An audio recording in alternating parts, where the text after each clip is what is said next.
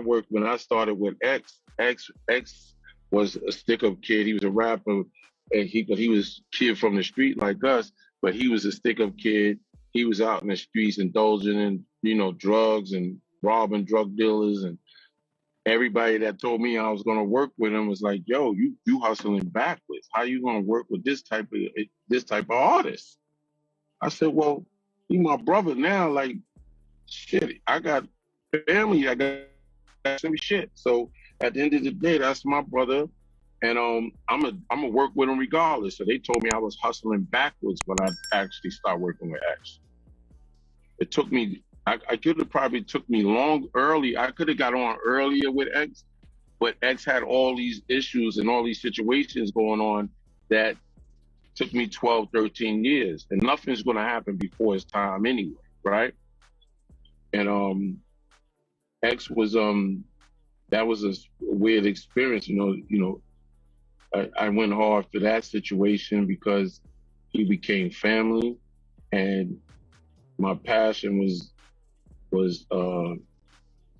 any means necessary. It got to get done.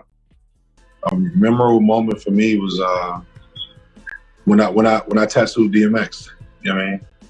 That was big for me. You know what I mean? Like DMX, that's like one of my favorite artists. So it was like cool. He one of my favorite artists who I connected with. You know what I mean?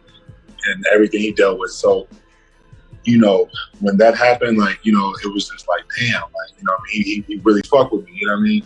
And I'm talking to him personally, like he calling me like, "Yo, man, I'm in Chicago. Pull up on me." We went to this concert, kicked it. You know what I mean? Partied hard and tattooed him before we had to go do a club walkthrough. It was just, it was just genuine. You know what I mean? And then to send him a record and have him actually personally listen to it. I got a record called Help, and I sent it to him, and he hit me like, "Bro, man, this record tight. This shit tough." You know what I mean? So just stuff like that. It's like, damn. You know what I mean? To see where just from a tattoo standpoint can go. You know what I mean? That's the great thing I can say about tattooing is because you meet so many different people at different professions. You never know, you know what I mean, who you're going to be able to connect with and encounter with outside just tattooing. He was just chill. He's super down to earth. He had his guys with him. And they treated me like family. Honestly, like we just had a good time. He wanted to listen to like some old school, R&B. You know what I mean? He liked singing. For real, that's what people X like singing. You know what I mean? So he just was vibing. We just having a good time. Like he's super down to earth. So I didn't feel like, super starstruck like that. It was just like I felt like a big brother. You know what I mean? Like man, we good. I'm rocking with you. So let's just keep it moving. You know what I mean? So it was a great experience. Like I said, you know what I mean? And from there, that's something I'll never ever forget. You know what I mean?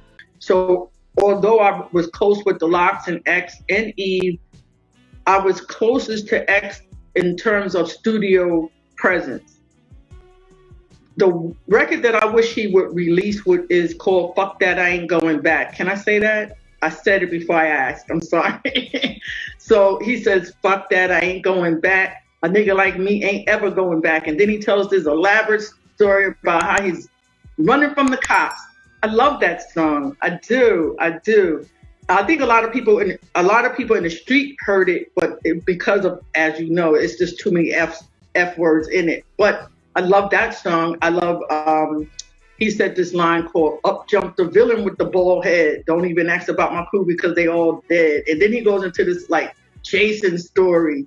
So I like that as well. And then he had a couple of lines. He said someone had challenged him to make a rhyme out of a word. So they were throwing out words and he has to make a rhyme out of words. So they said orange.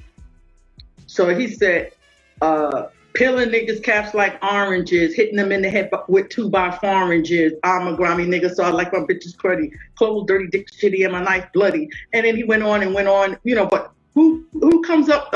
He didn't take a long time to come up with that neither. He stopped for a minute, he paused, and then he went on, boom, and just started 2x4. Who would say that? So he's an excellent lyricist and actually a writer as well, and a wordsmith, definitely. So those are the kind of songs. But I would definitely say that, and I wish he would do he would redo an updated version of Born Loser because that's his story. What the part of the story is the part where he says, young man went out and made a name for himself. After all these bad things happened to him, somebody knows my name. So I would like to hear him do something like that. I think that would be interesting. To me, X is not gone. I mean, I still haven't really accepted this, the way this happened, But memorable moments with X, but I mean, maybe X getting his first Grammy, man, His first Grammy kind of impacted me a little bit because I never knew we was going to get a Grammy. He went up in there and got it, That was impactful. Was one of our another most impactful moment was us X putting out 2 albums in 1 year. That was a real impactful moment right there, man. We put out this album in August or September, and we drop another, and that goes 5, 6, 7, 8 million. Then we drop about Diamond. Then we go and drop another one in the fourth quarter, and that goes Diamond. So we like 15, 20 million just on those 2 albums. That was mind blowing. We loved that when X was there. Really with X, we had so many moments. I had cherished a lot of moments with X with his dogs because I'm a dog man. So we did a lot of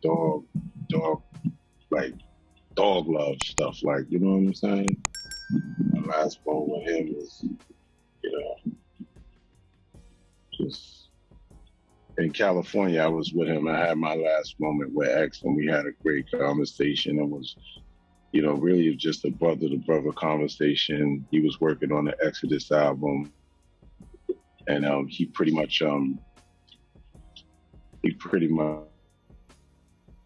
that he was still trying to. He was just wanted to finish this album and make the best out of it, and that he was almost finished this album, and that he wanted me to be more around with him in his journey, because I was busy raising kids and busy doing other things to maintain a brand. And so X was used to me and my brothers, really me, being around him a lot, and it wasn't there, so we had some heart-to-hearts on that. It was there, but not like physically there. So, because we was his guardian angels, but we always was there for him. So, sometimes when you raising kids and he's raising kids, everybody's, busy. So sometimes we miss the camaraderie of being together all the time, But great moments for X, man. Was riding bikes together in Arizona.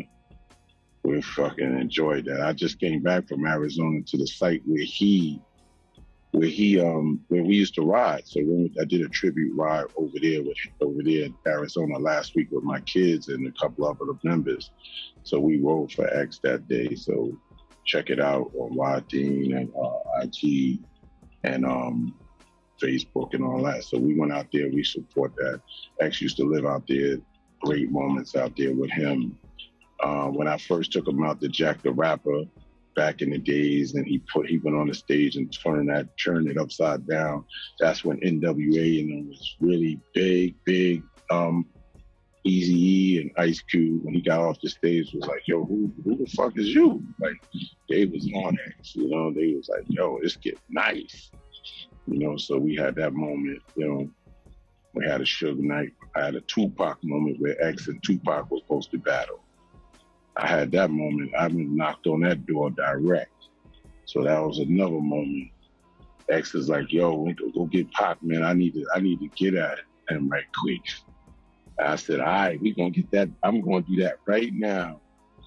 It was a meeting with Marvette. So he couldn't really get off. I said, okay, we'll catch him on the next one in the studio or whatever. So they did meet in the studio, and they had some words, but I wasn't there. I would have made it happen.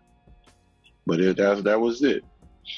So I mean, I got more. It'll start just flowing and blowing, and it's too much. There's too many moments, man. There's too many moments.